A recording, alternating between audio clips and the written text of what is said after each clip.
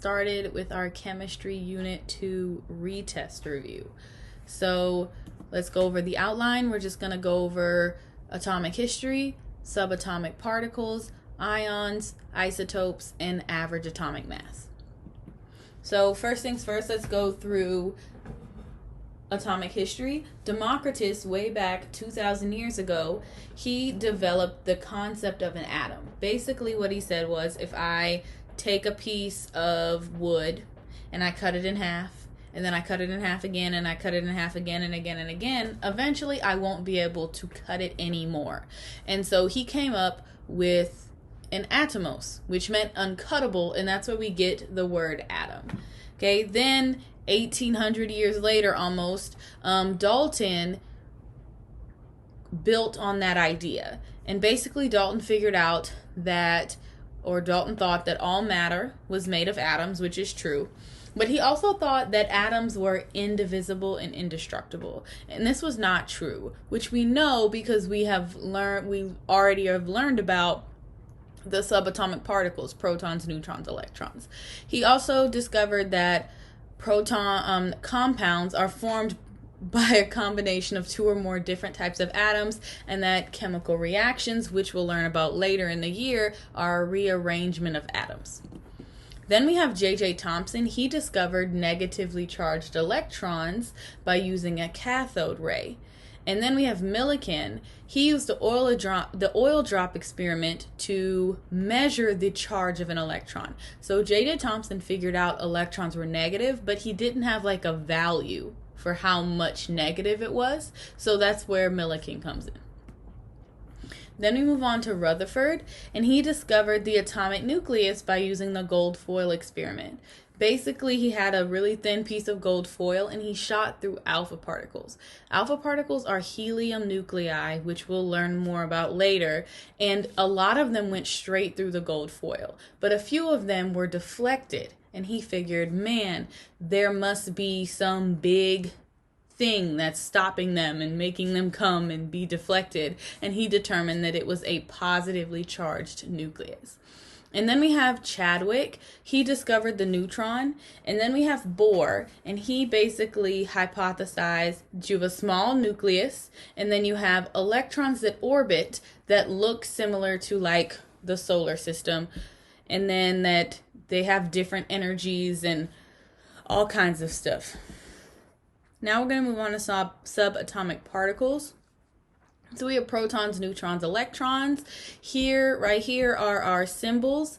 And then as we know, protons are positive, neutrons are neutral. One thing I always tell my kids to remember is neutron, the first 5 letters of neutron are the first 5 letters of neutral. And then electrons are negative. And then we have our weights here. One thing I want you to notice is how much smaller the electrons are than your protons and your neutrons in weight. Okay, some more things I want you to look at are for the mass of your atom, it's the protons and the neutrons that make that up. And then for the volume, it is the electrons. So if you come over here and you look at any of these pictures, we have our nucleus in the middle, and then we have our electrons, which even if they're not there all the time, they take up a lot of space. So that's why we say that the electrons take up more space. Okay, so now we're going to move on to ions. An ion is a charged atom or group of atoms that is formed by either gaining or losing electrons.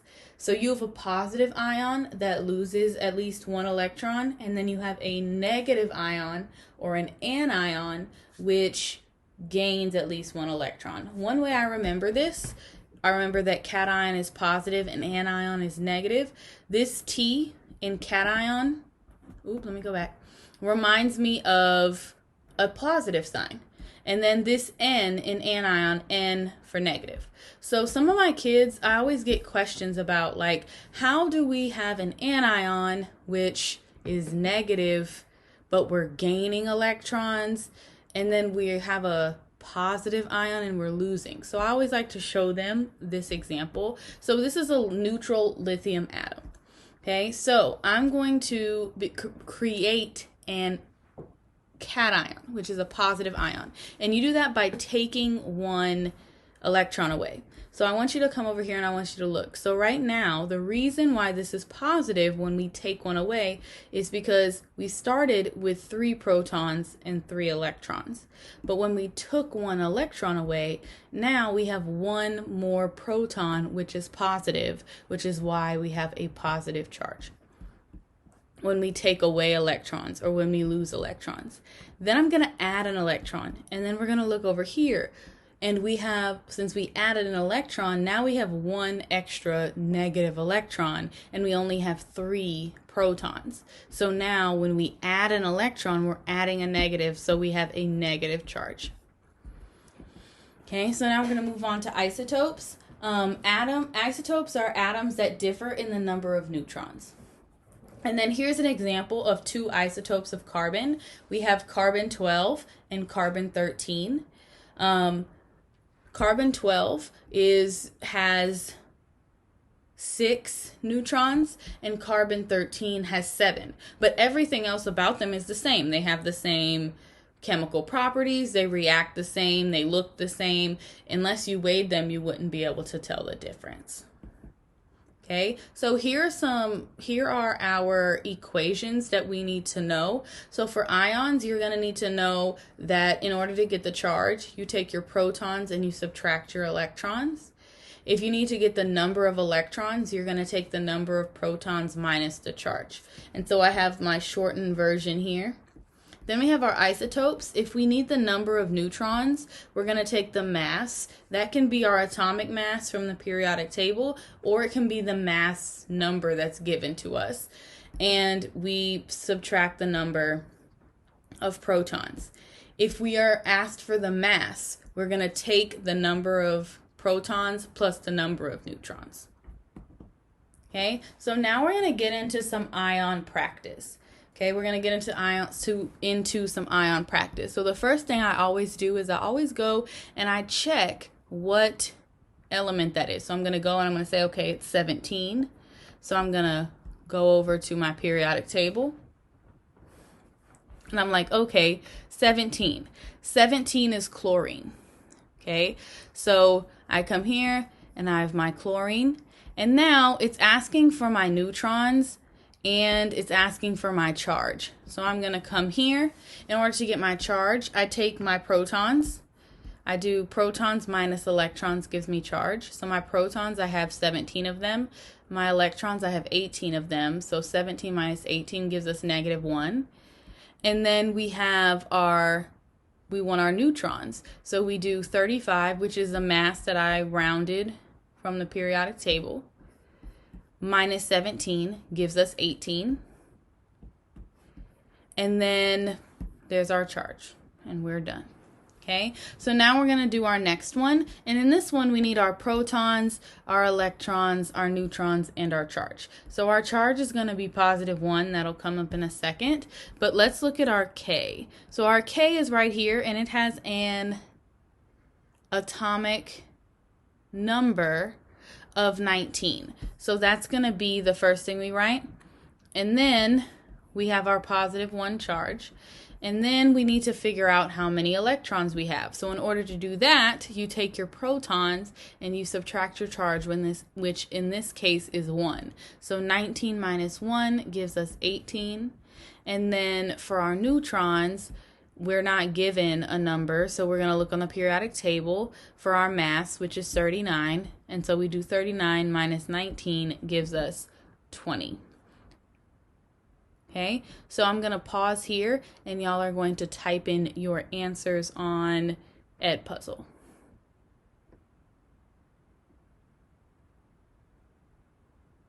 Okay, it's great to know that y'all are back, and here are our answers for this question. Oh, this one has one extra one. Sorry. Well, okay, so now we're going to move on to isotopes. Okay, we're going to move on to isotopes. So the first thing we need to do is we need to go and we need to look and find our isotopes. So the very first thing we're going to do is we're going to go and we're going to look on our periodic table to find the number of protons that neon has. So we go here and we're like, oh, okay, there's neon. And at the top, you can see that it says 10. So that is going to be our number of protons. And then this is not an ion, it's an isotope.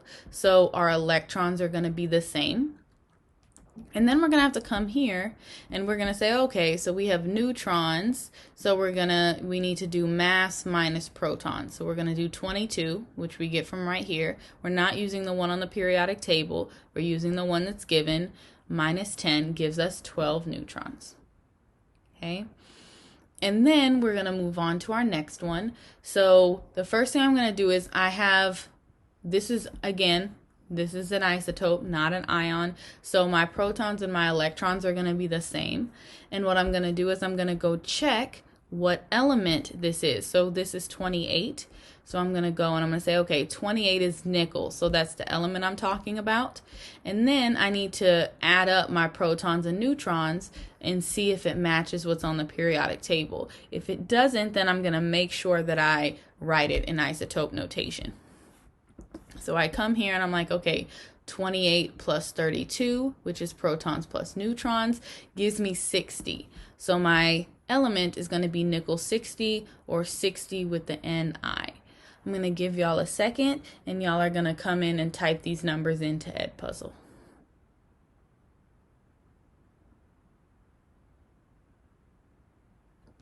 Okay, so now we're going to move, so here are your answers, so you can check them. Okay, now we're going to move on to neutral atom, ion, and isotope. So a neutral atom has the same number of electrons and protons. An ion is an atom that gains or loses electrons, and then an isotope has more or less electrons than your average. Okay, so now we move on to atomic mass. Average atomic mass. Average atomic mass is the weighted average of all known isotopes of a given element, and then our equation is listed right here. We'll see more about that in a second. So here's an example of a question that will be very similar to the one on your test, and it's where you have to determine what is the most abundant isotope using the average atomic mass of oxygen. So the average atomic mass of oxygen on the periodic table is 15.998 atomic mass units. Which of the three isotopes is the most can you conclude is the most abundant? So we have oxygen 16, oxygen 17, and oxygen 18. The easiest way, or the way you figure out which one is the most abundant, is to look at our average atomic mass and then figure out which one of these numbers it's closest to. So 15.998 is closest to 16. Okay. And now we're going to move on. This is where pre-AP starts. So level, this won't be on your test. So I'm just going to go through this. You can keep watching, but this is where pre-AP, this is for pre-AP. So we have this question, and this is where you have to calculate the average atomic mass. So we have magnesium has 3 isotopes. Magnesium 24 is 78.99%. Then we have magnesium 25, which is 10%, and then we have magnesium 26, which is 11.01%. Calculate the average atomic mass of magnesium. So the first thing we're going to do is we're going to plug in these numbers.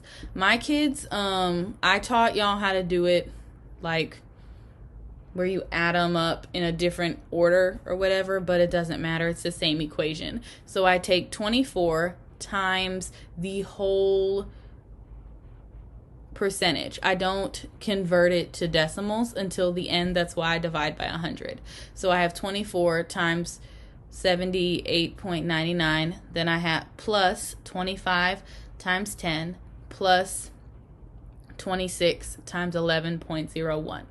And then I multiply them and add them all up, and then I divide by 100, and I get 24.32 atomic mass units. Okay, so this question you're going to do by yourself, and then I'll come back and show you the answer.